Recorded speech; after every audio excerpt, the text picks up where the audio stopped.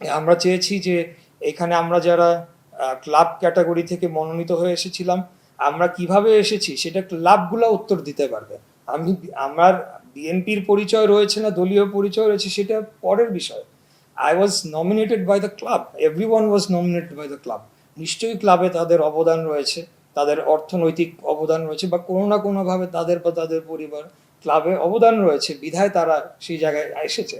কিন্তু দেখা গেল যে এই বিএনপির প্যানেল হয়ে যাচ্ছে এই ধরনের, এবং তার সাথে একটা ব্যক্তিগত রেষারেষি শুরু হয়ে গেল তামিম ইকবালের, তো যার কারণে পুরো জিনিসটা নোংরা হয়ে যাওয়ার ফলে আমি সেখান থেকে আগেই সিদ্ধান্ত নিয়েছিল যে আমি বোর্ড মেম্বার, বোর্ড ডিরেক্টর হিসেবে আমি নির্বাচন করার কথা আমার এমনিও ছিল না।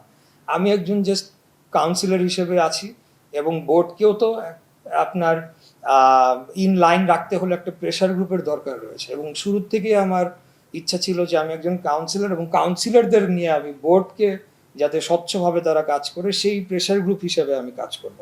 তো এইটি হলো গিয়ে মূল বিষয়। এখন এই বোর্ড আসলে আমরা সম্মিলিতভাবে ক্লাব, মেজরিটি ক্লাবগুলো সিদ্ধান্ত নিয়েছে।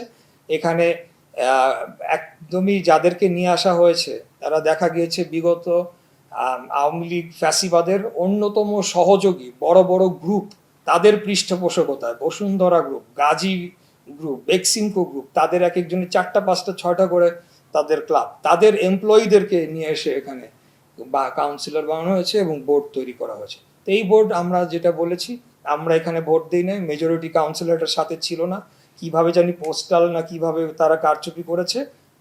সুযোগ যদি আসে সামনে তাহলে এই বোর্ড অবশ্যই ভেঙে দিতে হবে এবং নতুন করে নির্বাচনে আসবে।